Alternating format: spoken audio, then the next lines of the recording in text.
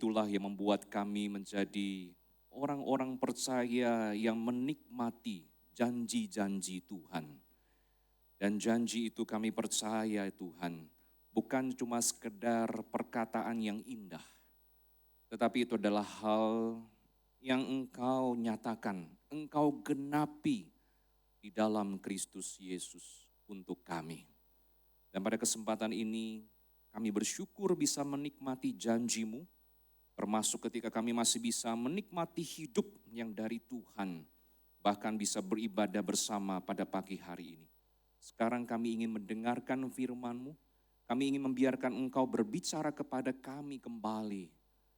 Bapa, tolong kami, berikan kami hati yang lembut, hati yang hangat, sehingga hati kami mudah untuk Tuhan ajar dan Tuhan bentuk. Inilah seruan hati kami, di dalam nama Tuhan Yesus kami berdoa. Amin. Bapak Ibu Saudara-saudariku yang terkasih di dalam Kristus, pada pagi hari ini kita akan bersama-sama merenungkan sebuah tema, yaitu tentang ahli waris bersama Kristus yang kita dasarkan dari surat Roma 8 ayat 17. Surat Roma 8 ayat 17. Jika Bapak Ibu Saudara-saudari sudah menemukannya, mari kita membacakan ayat ini bersama-sama. Roma 8 ayat 17. Saya akan membacakannya dari terjemahan baru yang kedua. Kalau Bapak Ibu Saudara-saudari masih memegang terjemahan baru yang pertama tidak masalah, kita akan membacakannya bersama-sama. Roma 8 ayat 17 bersama. Jika kita adalah anak, kita juga adalah ahli waris. Maksudnya orang-orang yang berhak menerima janji-janji Allah yang akan menerimanya bersama Kristus. Yaitu jika kita menderita bersama Dia, supaya kita juga dipermuliakan bersama Dia. Demikian pembacaan firman Tuhan. Nah, jemaat yang dikasihi oleh Tuhan, ketika kita mendengar kata warisan, maka kita pasti umumnya menghubungkannya dengan notaris. Jadi Bapak Ibu Saudara-saudari yang mungkin bekerja sebagai notaris, tentunya punya peran penting dalam hal ini. Nah, kenapa perlu notaris? Karena biasanya orang tua itu membuat surat wasiat sebelum dia meninggalkan dunia ini. Dan kemudian ketika dia sudah meninggalkan dunia ini, maka notaris itu akan membacakan surat wasiat di hadapan para keluarga. Nah, harapannya adalah supaya setiap orang, setiap anggota keluarga yang masih hidup bisa menghargai, bisa menaati, dan menikmati pesan terakhir dari orang tua yang sudah meninggal.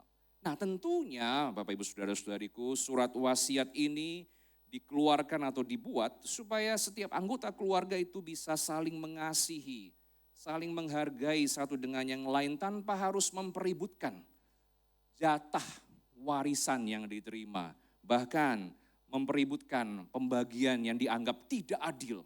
Kenapa harus dia? Kenapa bukan saya? Pertanyaannya seperti itu. Nah, tapi bagaimana dengan warisan kita sebagai anak-anak Allah, Bapak Ibu Saudara-saudari? Kalau kita sebagai anak-anak Allah, kita sadar pertanyaannya bukan kenapa dia, bukan saya. Pertanyaannya adalah kenapa harus saya Tuhan? Kenapa harus saya? Saya tidak layak. Itu pertanyaan yang tepat kalau kita renungkan dalam Alkitab tentang hal ini. Sekali lagi saya ulangi, ketika kita sebagai orang yang percaya, kita sadar pertanyaannya bukan kenapa dia, kenapa bukan saya. Sebaliknya kita bertanya, Tuhan kenapa saya? Saya tidak layak. Nah, jemaat yang dikasihi oleh Tuhan, itulah karya Tuhan dalam hidup kita yang biasa disebut dengan ordo salutis, Bapak Ibu Saudara-saudari. Apa itu ordo salutis? Ordo salutis itu adalah istilah dalam bahasa Latin yang kemudian diterjemahkan dalam bahasa Indonesia sebagai istilah urutan keselamatan atau proses keselamatan. Apa itu proses keselamatan, Bapak Ibu Saudara-saudari? Maka kita melihat bahwa proses keselamatan itu seperti yang ada di slide itu, dari pemilihan sampai nanti pemulihaan. Dan kita ada di dalam bahasan tentang adopsi atau adoption yang Kita bicarakan dalam 1 bulan ini di dalam bulan puji-pujian, dalam bulan ibadah ini. Nah, jemaat yang dikasihi oleh Tuhan, Tuhan kita memilih kita sekalian itu dari kekekalan. Kemudian dia memanggil kita dari kekekalan dan kita melihat bagaimana panggilan itu efektif. Artinya panggilan itu tidak bisa ditolak oleh orang yang mendengar panggilan dan pemberitaan Injil itu.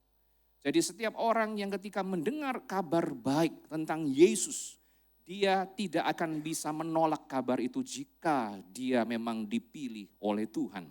Tetapi karya Tuhan tidak berhenti sampai di situ Bapak Ibu Saudara-saudari. Maka kita lihat dalam urutan ini sebenarnya dilanjutkan juga dengan apa? Tuhan melahirbarukan kita melalui Roh Kudus. Lalu dia mengkonversi. Mengkonversi di sini bukan maksudnya konversi mata uang gitu, tidak. Tapi maksudnya adalah kita mengalami yang namanya pertobatan.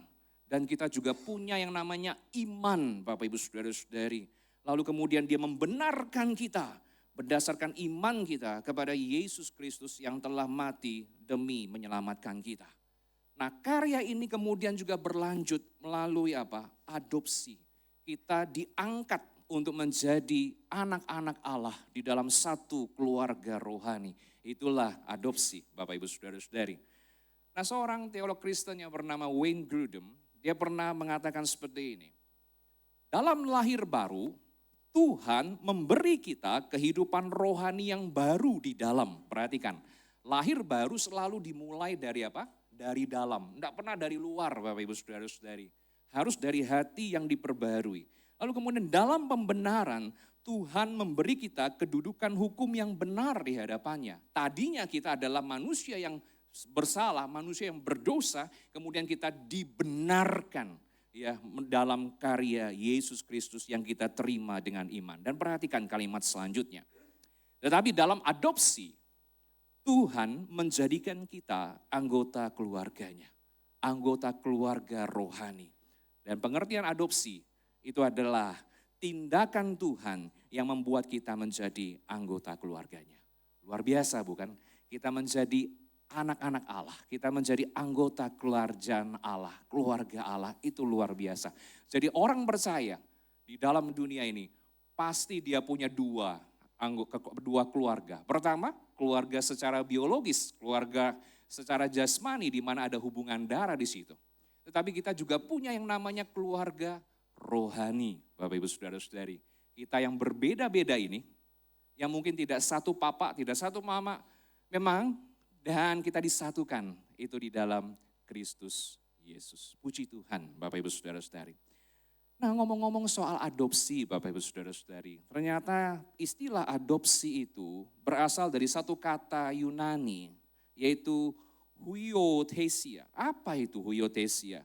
Secara harafiah itu bisa diartikan menempatkan sebagai anak. Jadi kata tersebut ternyata diambil dalam satu budaya Romawi di mana untuk melakukan adopsi itu perlu satu upacara. Perlu satu acara yang resmi Bapak Ibu Saudara-saudari. Acara yang resmi dan harus dilakukan di hadapan 7 orang saksi. Sekali lagi saya ulangi. Satu upacara resmi yang dilakukan di hadapan 7 orang saksi. Tidak boleh kurang Bapak Ibu Saudara-saudari. Dan ketika itu dilakukan, maka orang yang diadopsi ini akan menerima semua hak sebagai anak kandung dalam satu keluarga. Nah, konkretnya seperti apa?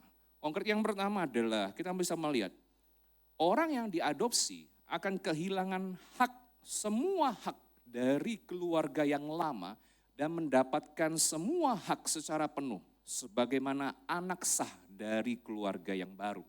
Jadi dia sah untuk menjadi orang-orang yang ada dalam keluarga yang baru. Keluarga lama sudah lewat Bapak Ibu Saudara-saudara. Yang kedua, dia menjadi ahli waris dari ayah barunya.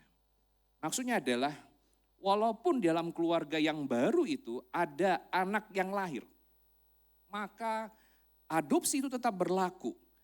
Hak ahli waris dari anak yang sudah diadopsi tetap berlaku dan tidak dicabut.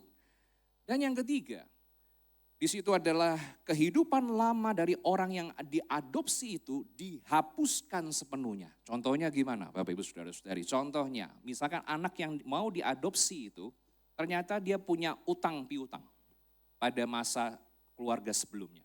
Nah, orang yang sudah diadopsi dalam keluarga baru, semua hutangnya itu dibatalkan. Jadi seakan-akan tuh dihapus semuanya seperti tidak ada sebelumnya. Wow, luar biasa ya. Jadi kalau punya hutang, Bapak Ibu Saudara-saudari, cara untuk memecahkannya adalah lakukan adopsi. Bukan seperti itu maksud saya ya. Tapi yang terakhir yang perlu kita pahami di sini adalah ternyata di dalam pandangan hukum, orang yang diadopsi secara mutlak adalah anak dari bapaknya yang baru itu. Nah, secara historis atau secara yuridis, ternyata Bapak Ibu Saudara-saudari, untuk mengadopsi seorang anak dalam lingkungan orang Romawi itu bukan hal yang mudah. Tapi kalau itu berhasil dilakukan, maka sifatnya akan permanen. Nah, kontras dengan anak kandung dalam satu keluarga Romawi, ahli warisnya bisa dicabut.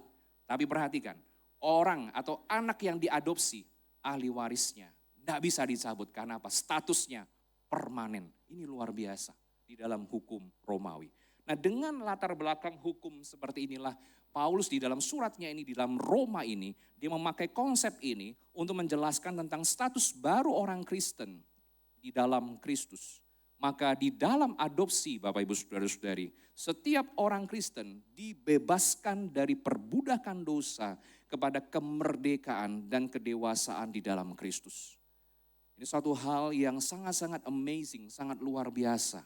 Lalu yang kedua, setiap orang Kristen itu dibebaskan dari ikatan hukum Taurat ke dalam status baru sebagai seorang anak. Yang ketiga, kita dapat menikmati relasi di antara Allah dan kita, di mana kita dapat menyebut Allah sebagai Aba, sebagai Bapa. Maka di dalam doa kita dapat berseru kepada Tuhan, Bapa kami yang di sorga. Dan sebutan ini adalah sebutan yang sangat akrab sekali di antara seorang anak dan seorang bapa. Dan itulah kemudian menjadikan kita sebagai satu keluarga di dalam Kristus. Karena kita punya Bapa yang sama. Kita bisa beda Bapak Ibu Saudara-saudari dalam latar belakang dan sebagainya. Tetapi kita punya Bapa yang sama. Bapa di sorga yang kita kenal dalam nama Tuhan Yesus. Dan yang terakhir, kita menjadi ahli waris Allah. Nah, jemaat yang dikasih oleh Tuhan, menjadi ahli waris di dalam firman Tuhan yang kita baca tadi di dalam Roma 8 ayat 17. Artinya adalah kita berhak menerima janji-janji Allah. Apa saja janji-janji Allah? Nah, Bapak Ibu Saudara-saudariku, janji-janji Allah itu bisa kita temukan dalam firman-Nya. Ada banyak sekali dan salah satu, salah dua dan salah tiganya adalah seperti ini. Bukan salah tiga ya, tapi maksudnya tiga hal di situ. Nah, Roma 8 ayat yang ke-17 tadi kita sudah menemukan janji-janji Allah. Janji-janji Allah yang pertama kalau kita temukan di sini yang akan saya coba nyatakan atau beritakan kepada Bapak Ibu Saudara-saudari dari sekian banyak janji adalah pertama-tama adalah janji ini. Kita baca bersama-sama. Satu ayat dari Filipi 4 ayat 19 bersama kita baca. 2, 3. Allahku akan memenuhi segala keperluanmu menurut kekayaan dan kemuliaannya dalam Kristus Yesus. Jadi kita percaya janji Tuhan itu ada untuk kita. Sehingga di dalam masa yang tersukar apapun, di dalam masa yang tersulit apapun, kita percaya Tuhan akan mencukupkan kebutuhan kita. Baik itu secara jasmani maupun secara rohani. Kita tidak pernah mengalami kekurangan. Sekalipun mungkin kita bisa kekurangan secara materi. Tapi Tuhan punya cara juga untuk memberkati kita dengan segala cara. Dengan segala hal termasuk juga berkat rohani. Amin Bapak Ibu Saudara-saudari. Nah, janji yang berikutnya Bapak Ibu sekalian yang dinyatakan di dalam Matius 6 ayat 25 hingga 26. Di sini dikatakan, karena itu aku berkata kepadamu, janganlah khawatir tentang hidupmu mengenai apa yang hendak kamu makan atau minum. Dan janganlah khawatir tentang tubuhmu mengenai apa yang hendak kamu pakai. bukankah hidup itu lebih daripada makanan dan tubuh itu lebih penting daripada pakaian. Pandanglah burung-burung di udara yang tidak menabur, tidak menuai, dan tidak mengumpulkan dalam lumbung. Namun Bapamu yang di sorga memberi mereka makan. Bukankah kamu lebih berharga daripada burung-burung itu? Itulah janji Tuhan yang dikatakan oleh Tuhan Yesus Kristus ketika dia berkhotbah di bukit. Bahwa janjinya jelas yang membuat kita belajar untuk tidak khawatir dengan apapun di dalam dunia ini. Lalu janji apa lagi Bapak Ibu Saudara-saudari? Secara ringkas, secara simpel, ada juga janji yang dinyatakan dalam kitab terakhir dalam Alkitab. Di dalam kitab Wahyu pasal 21 ayat 3 yang berbunyi demikian. Mari kita baca bersama-sama. 2, 3. Dan ia akan menghapus segala air mata dan dari mata mereka. Dan maut tidak akan ada lagi. Tidak akan ada lagi perkabungan atau ratap tangis atau duka cita sebab segala sesuatu yang lama itu telah berlalu. Dengan kata lain Bapak Ibu Saudara-saudariku, janji Tuhan ini menyatakan kepada kita bahwa kalau kita bersama dengan Bapa kita di sorga, di langit yang baru dan bumi yang baru bersama dengan Dia, maka tidak ada lagi yang namanya duka cita itu. Di dunia kita bisa mengalami duka cita bukan? Di dunia kita bisa menangis, ada air mata. Di dunia kita bisa mengalami sakit penyakit. Tetapi bersama dengan Tuhan di sorga kelak, semua itu sudah tidak ada lagi. Nah jemaat yang dikasihi oleh Tuhan, itulah janji-janji Tuhan atas kita. Banyak janji-janjinya Bapak Ibu Saudara-saudari. Tetapi hari ini saya cuma memberitahukan 3 hal ini kepada kita. Untuk menunjukkan apa? Ini loh bukti pemeliharaan Tuhan atas hidup kita. Ini loh Bapak Ibu Saudara-saudari, cara Tuhan itu memberkati kita. Caranya yang bijak, caranya yang baik di dalam kehidupan anak-anaknya. Nah pada suatu waktu Bapak Ibu Saudara-saudariku, ada seorang yang kaya bersama anaknya suka mengkoleksi karya-karya seni yang amat tinggi harganya. Nah seperti karya apa? Contoh karya pelukis Picasso hingga pelukis Raphael, bukan suaminya Marlene di sini ya, yang sangat dikaguminya. Ayah dan pemuda itu sering meluangkan waktu duduk berdua mengagumi seluruh karya seni itu. Hingga mencuatnya konflik Vietnam, maka dia memberanikan diri, maksudnya anaknya ini memberanikan diri pergi ke medan perang. Dan pemuda itu memang sungguh berani Bapak Ibu Saudara-saudari. Nah waktu pun berganti, maka sang ayah mendapatkan kabar duka di mana anaknya yang dia kasihi itu meninggal dunia di perang. Lalu pada suatu hari sebelum Natal, maka ada seseorang mengetuk rumahnya dari orang kaya itu. Seorang anak muda itu kemudian berdiri di depan rumah dengan membawa bungkusan besar di tangannya. Anak muda itu berkata, "Tuan, mungkin Anda tidak mengenal saya, tetapi saya adalah prajurit yang diselamatkan jiwanya oleh karena anak Anda. Saat itu anak Anda mengangkat saya menuju tempat yang aman ketika sebuah peluru menembus jantungnya dan dia gugur seketika. Dia sering menceritakan sosok Anda dan kecintaan Anda akan seni. Saya tahu bingkisan ini tidak ada artinya. Saya bukan seorang seniman hebat, namun saya pikir Anda pasti menginginkannya." Ucap pemuda ini sambil menyerahkan bingkisan tersebut kepada orang tua dari pemuda yang gugur itu. Lalu dibukalah bingkisan itu dan terlihat sebuah gambar anak yang dilukis oleh anak muda tersebut. Sang ayah memandangnya dengan penuh kekaguman dan meneteskan air mata. Dia pun berterima kasih kepada anak muda tersebut dan menawarkan untuk membayar lukisan itu.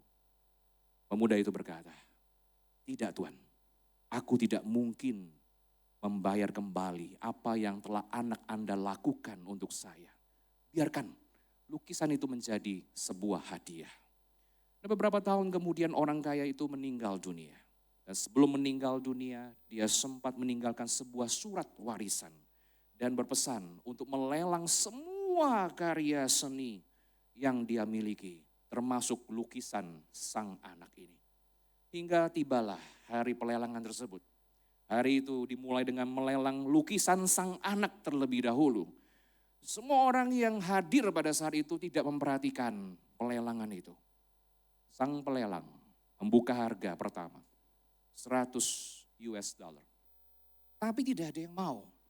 Kemudian ada salah seorang pengunjung berkata, langsung saja ke inti acara, saya mau karya Van Gogh, Rembrandt, bukan lukisan yang tidak jelas itu. Tetapi tetap saja si pelelang tetap mencari orang yang menginginkan lukisan itu. Sang anak katanya seperti itu. Maka terdengarlah suara dari halaman belakang.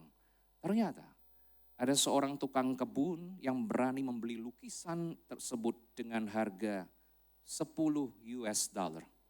Nah, sebagai seorang tukang kebun yang sudah lama bekerja dengan orang kaya tersebut, 10 US dollar itu adalah harga yang fantastis bagi dia. Dan si pelelang berkata kembali ingin menaikkan harga itu lebih tinggi lagi. Dan lagi-lagi tidak ada orang sekalipun yang berespon. Baiklah, kata sang pelelang. Karena tidak ada lagi yang menawari, maka lukisan sang anak ini jatuh pada Anda tukang kebun. Maka seorang berkata dengan kencang, kalau begitu lanjutkan acara pelelangan ini. Dengan meletakkan palunya, pelelang itu berkata, maaf, acara lelang ini sudah selesai. Sesuai dengan surat wasiat yang ditulis kepada saya, maka tidak diizinkan untuk mengatakan syarat apapun sampai dengan saat ini. Karena syaratnya adalah bahwa hanya lukisan sang anak yang akan dilelang. Dan barang siapa membeli lukisan tersebut akan mewarisi semua kekayaan termasuk seluruh lukisan yang ada di ruangan ini. Para peminat, para pengunjung kemudian marah, kecewa dengan keputusan itu. Dan mereka meninggalkan ruang pelelangan itu. Nah, Bapak Ibu Saudara-saudariku yang dikasihi oleh Tuhan. Bapa kita di surga, Dia sudah mengaruniakan anaknya yang tunggal untuk kita 2000 tahun yang lalu di atas kayu salib. Bagi kita semua, siapapun yang mengasihi Dia, siapapun yang dipilih dan juga dipanggil olehnya untuk mendapatkan keselamatan itu, maka ketika kita menerima sang anak, Yesus Kristus itu, maka kita akan mendapatkan semuanya. Bapak Ibu Saudara-saudariku, bukankah kita itulah orang-orang yang telah menerima karyanya? Bukankah kita disebut sebagai anak-anak Allah yang telah menerima akan warisan dari Dia? Bapak Ibu Saudara-saudariku yang terkasih di dalam Kristus. Ketika kita mengatakan bahwa kita adalah anak-anak Allah dan kita menerima janji-janji Allah di dalam Kristus, maka itu disebabkan karena siapa? Karena Yesus Kristus menjadi perantara antara kita dan Bapa. Bahkan di dalam Ibrani 1 ayat 2 dikatakan bahwa Yesus Kristus, anak Allah itu, mewarisi semua yang ada. Maka kita sebagai orang-orang yang percaya kepada Yesus, diangkat untuk menjadi anak-anak Allah dan kita juga mewarisi semua Bapak Ibu Saudara-saudari. Dan firman Tuhan pada hari ini di dalam Roma 8 ayat 17 menyatakan kepada kita bahwa yang namanya ketika Kristus mewarisi semua, termasuk apa Bapak Ibu sekarang? Dia mewarisi juga penderitaan dan kemuliaan. Di dalam Lukas 24 ayat 26 dikatakan begini, bukankah Mesias harus menderita semuanya itu untuk masuk ke dalam kemuliaannya? Mesias Tuhan kita, Dia berbagian di dalam penderitaan dan di dalam kemuliaan. Maka kita sebagai pengikut Kristus, kita juga berbagian di dalam penderitaan dan kemuliaan. Dan semua itu Bapak Ibu Saudara-saudari adalah sebuah hak istimewa. Bukan sebuah beban, bukan sebuah hal yang kemudian kita harus hindari. Karena Kristus sendiri juga mengalaminya. Nah, hidup menderita bersama dengan Kristus itu bukan sebagai jasa Bapak Ibu sekalian. Ada orang-orang mungkin berpikir begini. Kita sebagai orang Kristen mungkin berpikir gini. Saya menderita untuk Kristus, maka Tuhan pasti memberkati saya. Tuhan harus memberkati saya karena saya sudah menyerahkan segala-galanya bagi Tuhan. Maka Tuhan harus memberkati saya. Jadi kita merasa bahwa ketika kita menderita untuk Kristus itu jasa. Tapi padahal Bapak Ibu Saudara-saudari itu bukan jasa. Itu adalah hak istimewa. Itu adalah sebuah kehormatan untuk menderita bagi Kristus. Karena Kristus telah terlebih dahulu menderita bagi kita. Nah, jemaat yang dikasihi oleh Kristus, Lukas 6 ayat 22 menjelaskan hal ini. Penderitaan seperti apa Bapak Ibu sekalian? Mari kita baca bersama-sama. 2, 3. Berbahagialah kamu jika karena anak manusia orang membenci kamu. Dan jika mereka mengucilkan kamu dan mencela kamu serta menolak namamu sebagai sesuatu yang jahat. Jadi kalau orang itu membenci kita karena iman kita kepada Kristus, berbahagia kita Bapak Ibu Saudara-saudari. Karena Kristus juga mengalami hal demikian. Tapi jangan pernah berbahagia kalau orang membenci kita karena kesalahan kita. Jangan Bapak Ibu sekalian, itu terbalik. Tidak pernah ada konsep Alkitab seperti itu. Di dalam firman-Nya jelas sekali. Jelas sekali Bapak Ibu sekalian. Jadi hidup menderita bersama Kristus itu seperti yang Kristus alami di dalam Lukas 6 ayat 22. Lalu hal yang lain seperti apa? Mari kita baca bersama-sama ya di dalam satu bagian yang lain. Ini untuk yang lain Bapak Ibu sekalian ya. Jadi kita perhatikan di dalam Kisah Rasul 5:41 berbunyi demikian. Rasul-rasul itu, maksudnya rasul-rasul yang mengikut Kristus, meninggalkan sidang mahkamah agama dengan gembira. Karena mereka telah dianggap layak menderita penghinaan oleh karena nama Yesus. Jadi rasul-rasul Kristus waktu mereka menderita bagi Kristus, mereka merasa itu sesuatu yang layak untuk mereka alami, dan itu membuat mereka apa? Mereka gembira. Nah, jemaat Tuhan, pernahkah kita mengalami situasi seperti yang murid-murid Kristus alami? Ketika kita menderita bagi Kristus, kita gembira. Bukan karena kita gila ya Bapak Ibu sekalian, atau kita suka menderita, bukan. Tapi karena memang kita tahu Kristus terlebih dahulu menderita. Dan kita menderita itu adalah sesuatu hal yang normal. Paulus di dalam suratnya 2 Korintus 11 ayat 23 hingga 28 juga menjelaskan penderitaan yang bersama dengan Kristus itu seperti apa. Nah, saya akan bacakan untuk kita karena ini cukup panjang. 2 Korintus 11 ayat 23 hingga 28. Mari kita simak bersama. Apakah mereka pelayan Kristus? Aku berkata seperti orang gila. Aku lebih lagi. Aku lebih banyak berjeri lelah, lebih sering di dalam penjara, menanggung pukulan di luar batas, kerap kali dalam bahaya maut. 5 kali aku menerima cambukan dari orang Yahudi. Setiap kali 40 kurang 1 pukulan. 3 kali aku didera. 1 kali aku dilempari batu. 3 kali mengalami karam kapal. Sehari semalam aku terkatung-katung di tengah laut.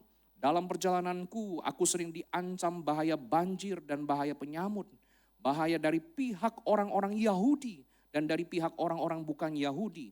Bahaya di kota, bahaya di padang gurun, bahaya di tengah laut, dan bahaya dari pihak-pihak saudara-saudara palsu. Aku banyak berjeri lelah dan bekerja berat. Kerap kali aku tidak tidur, aku lapar dan dahaga. Kerap kali aku berpuasa, kedinginan dan tanpa pakaian, dan tanpa menyebut banyak hal lain lagi. Bebanku sehari-hari, yaitu keprihatinanku terhadap semua jemaat.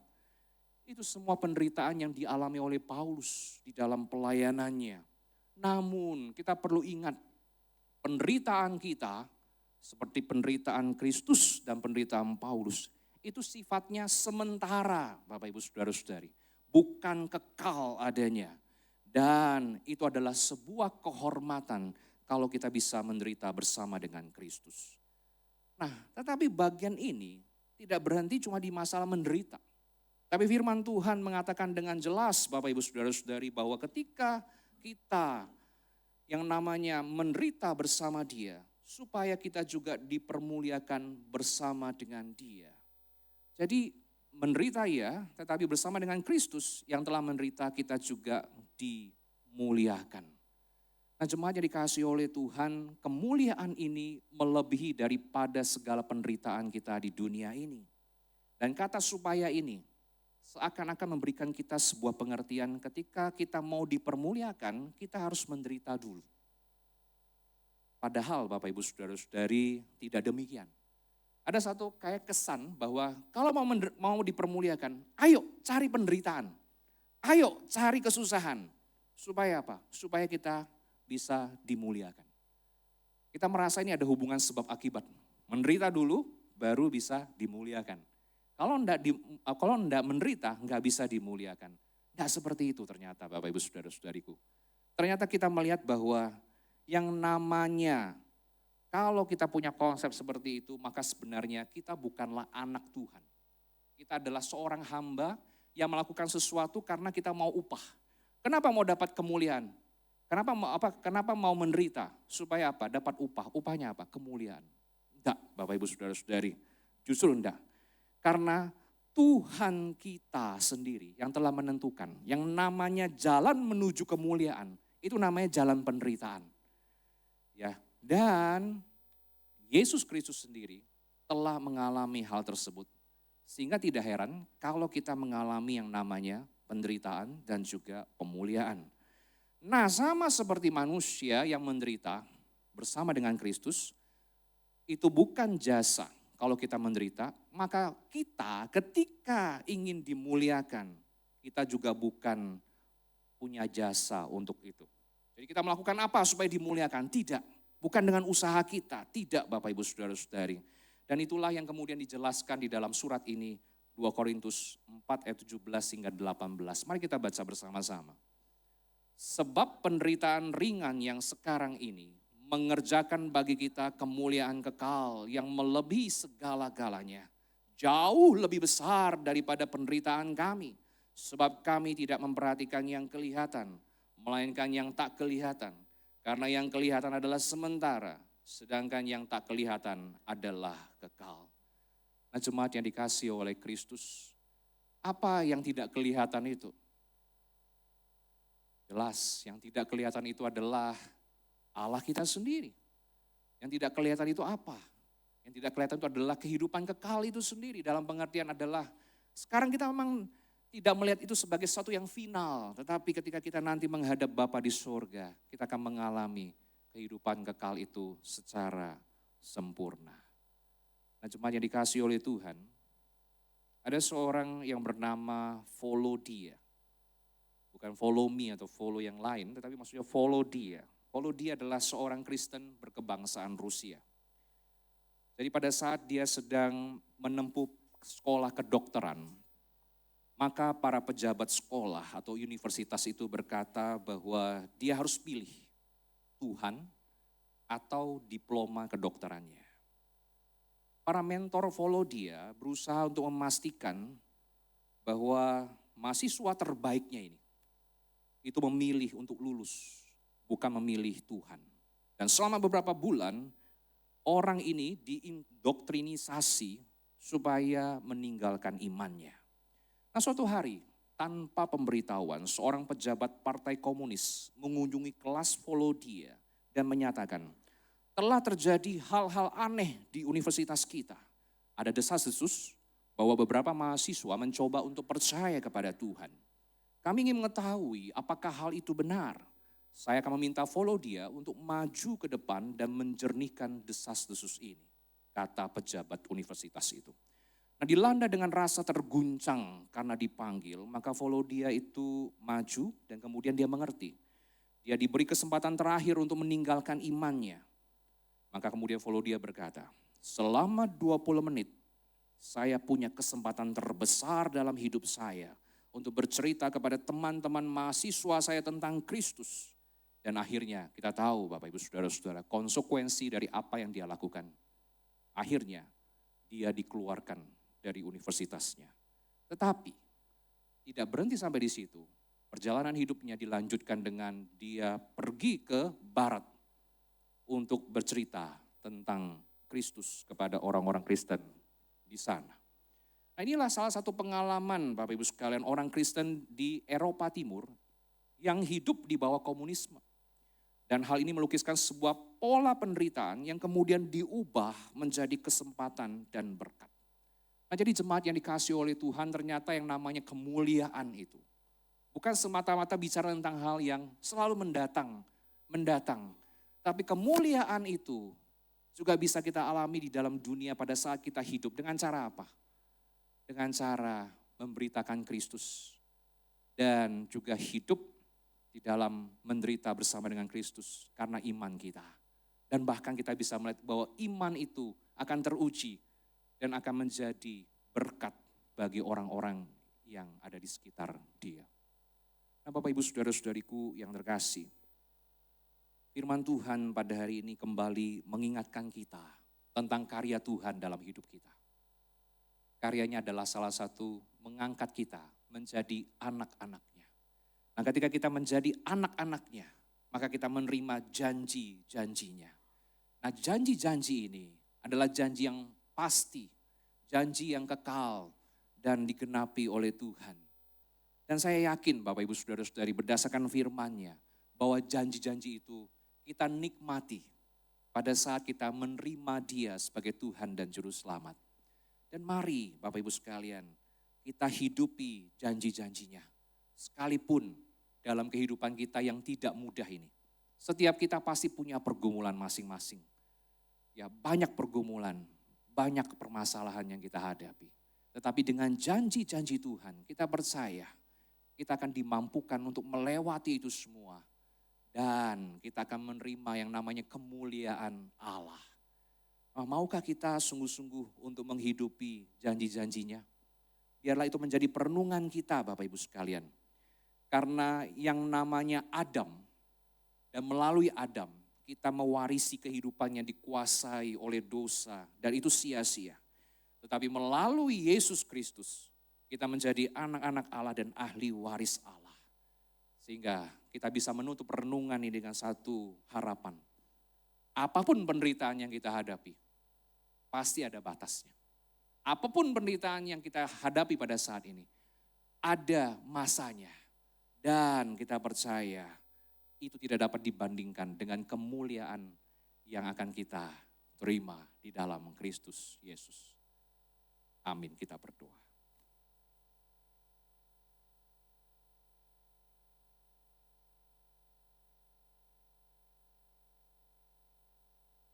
Tolonglah kami ya Tuhan, untuk bukan hanya sekedar menyadari bahwa kami adalah anak-anak Allah.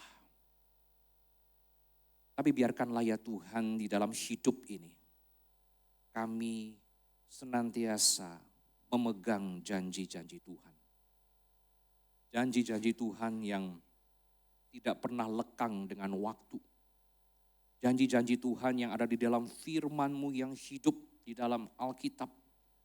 Dan janji-janji Tuhan itulah yang kami hidupi dan nikmati sampai detik ini.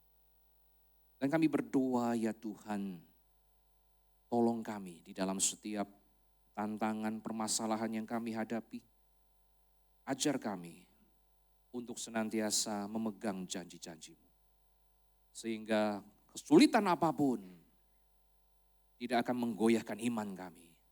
Kesulitan apapun ya Tuhan akan membuat kami tetap berharap hanya kepadamu ya Allah di dalam Kristus Yesus. Dan kami percaya penyertaan-Mu ada untuk kami. Bahkan Engkau sendiri hadir bersama dengan kami di dalam setiap musim kehidupan kami. Terpuji nama-Mu ya Tuhan, kuatkan dan teguhkan iman kami. Sampai kami nanti akan berhadapan dengan Engkau muka dengan muka. Demi nama Yesus kami mohon pertolongan-Mu. Demi nama Tuhan Yesus kami mohon Engkau memakai kami menjadi berkat untuk menyatakan kemuliaan-Mu bagi orang-orang di sekitar kami dan juga bagi daerah ini dan bagi negara ini. Demi nama Yesus kami berdoa. Amin. Tuhan berkati kita sekalian.